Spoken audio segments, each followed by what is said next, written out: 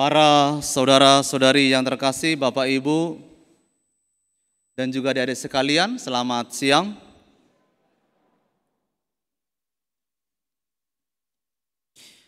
Pada hari ini, mari kita sejenak merenungkan tentang Allah yang baik dan pertobatan kita.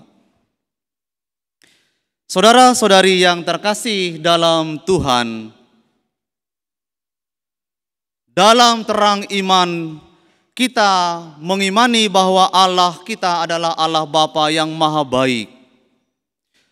Dalam bacaan pertama hari ini diwartakan kepada kita oleh penulis kitab Kebijaksanaan bahwa Allah itu memelihara ciptaannya, memelihara manusia sebagai makhluk yang istimewa dengan penuh kasih.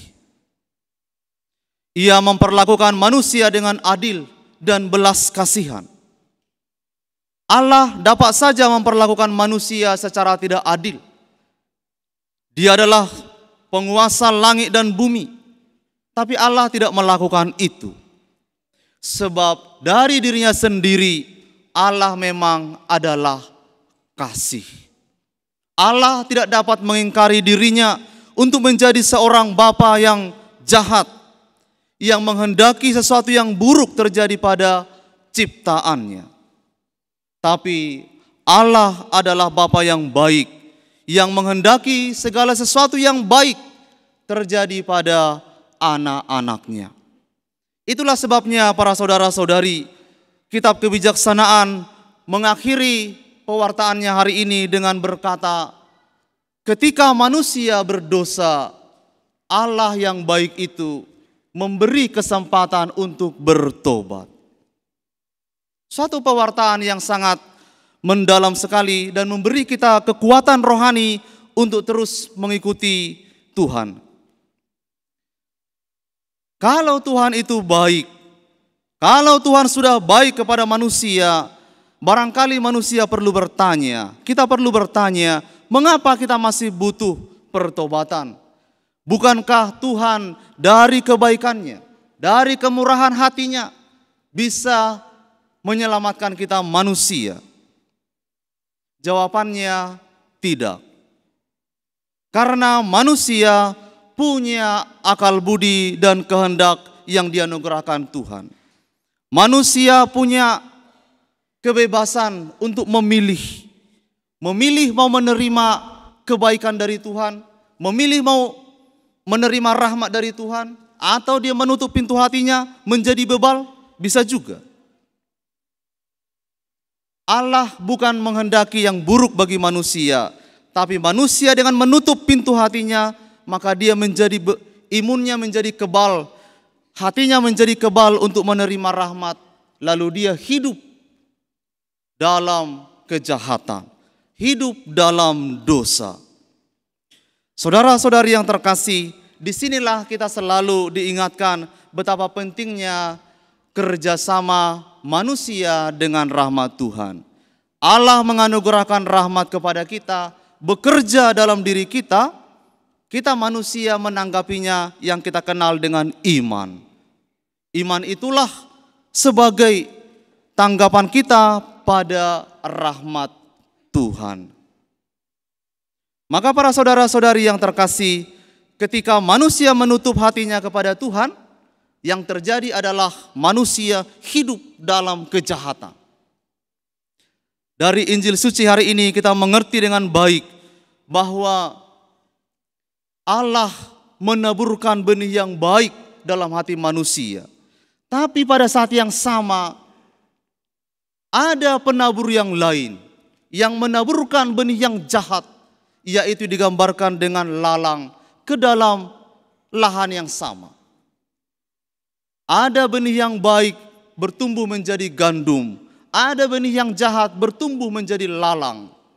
Anehnya para saudara-saudari, dua benih itu berbeda sama sekali, tumbuh di tempat yang sama, tapi tuannya tidak ingin supaya salah satu yang jahat itu dicabut, tidak. Satu gambaran ingin diwartakan kepada kita bahwa sejatinya baik dan buruk itu ada dalam hati manusia. Manusia punya kebebasan untuk memilih, untuk menjadi baik, untuk menjadi jahat.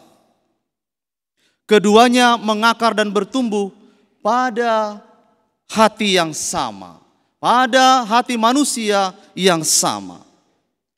Oleh karena itu para saudara-saudari, baik dan jahat ada bersamaan dalam diri kita.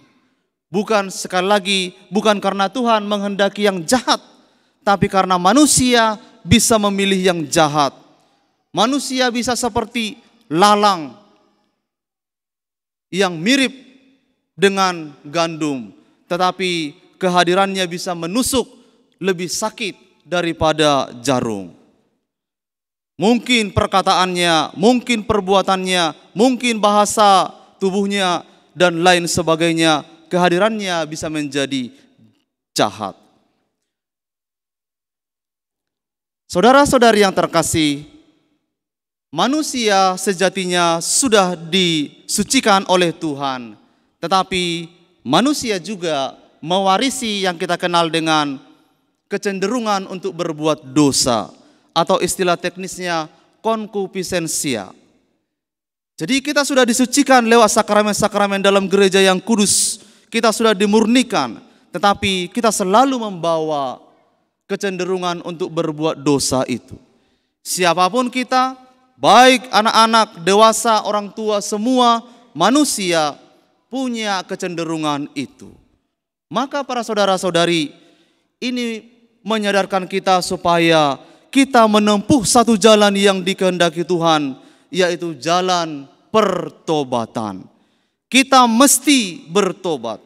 Kita mesti memperbaharui diri. Caranya adalah memberi ruang dalam hati kita bersama untuk Yesus.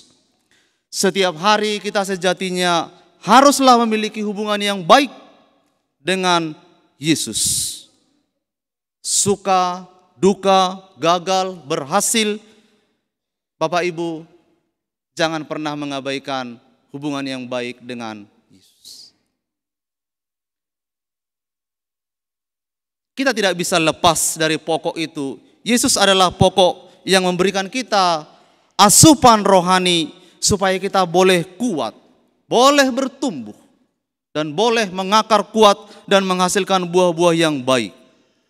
Hanya dekat dengan Yesus, kita manusia ini yang rapuh ini bisa melihat mana yang baik, mana yang jahat.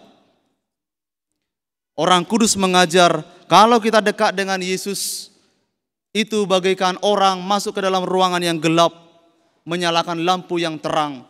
Lalu kita bisa melihat mana barang yang baik, mana barang yang sudah usang, mana yang perlu untuk kita ambil, mana yang tidak.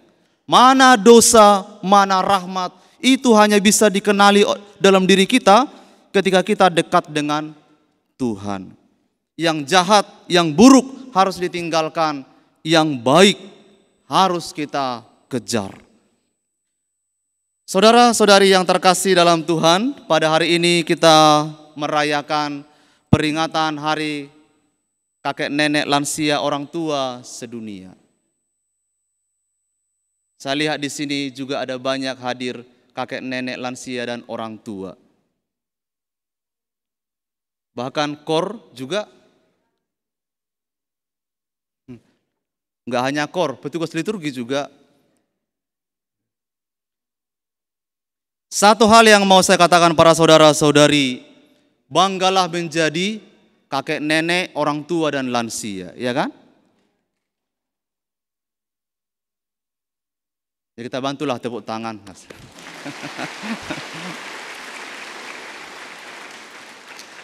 Bangga Bapak Ibu, mengapa?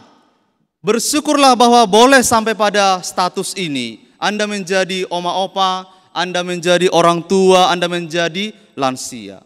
Jangan takut masuk dalam kelompok lansia.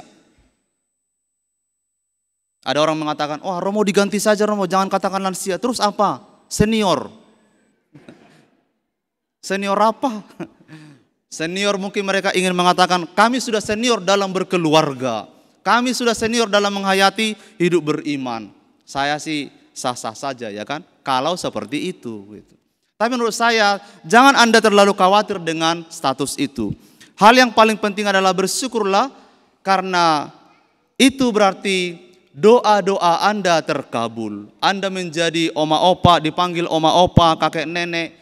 Anda dianugerahi anak-anak yang baik, cucu-cucu yang baik, cicit-cicit yang baik. Paus Fransiskus memberikan pesan kepada kita hari ini bahwa kalian adalah gambaran bagi orang-orang muda. Orang-orang muda maksudnya itu bukan hanya anak-anak muda, bukan. Tapi juga keluarga-keluarga muda. Anda menjadi gambaran masa depan orang-orang muda. Harapan orang-orang muda, karena semua juga akan beralih seperti Anda.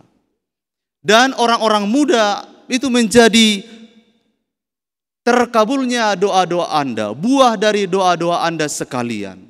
Anda pasti pernah berdoa bagaimana supaya keluarga Anda dianugerahi Tuhan, anak-anak yang baik, cucu-cucu yang baik, yang lucu, yang sehat, dan yang menggembirakan Anda sekalian.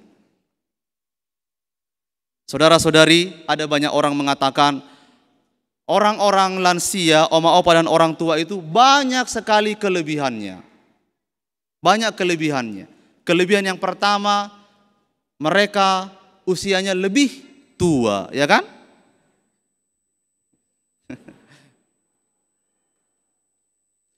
Kelebihan yang kedua, mereka itu lebih banyak cuan. Katanya loh ya. Lebih banyak uangnya katanya. Iya, betul. Amin katanya Bapak. Kelebihan yang ketiga, mereka lebih rentan pada sakit penyakit, ya kan? Lebih rentan. Saya kira itu harus diakui, ya kan? Diakui. Karena tubuh kita juga sudah sampai pada tahap itu. Kalau Anda ingin sehat terus sampai usia yang lain, nanti kasihan yang lain. Lalu yang keempat, mereka lebih dekat dengan Tuhan. Ya kan? Karena mereka berdoa, mereka berdevosi, mereka selalu ingin mendoakan berdoa kepada Tuhan, karena mereka memang sudah rindu untuk bersatu dengan Tuhan.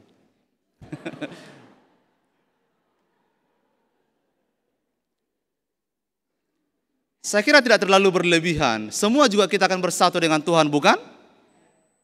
Maka para saudara-saudari, Anda punya banyak kelebihan, yang muda-muda ini punya banyak kekurangan. Salah satu kekurangan orang-orang muda ialah mereka kurang pengalaman untuk setia. Setia kepada pasangan, setia kepada Kristus, setia kepada gereja Katolik yang kudus.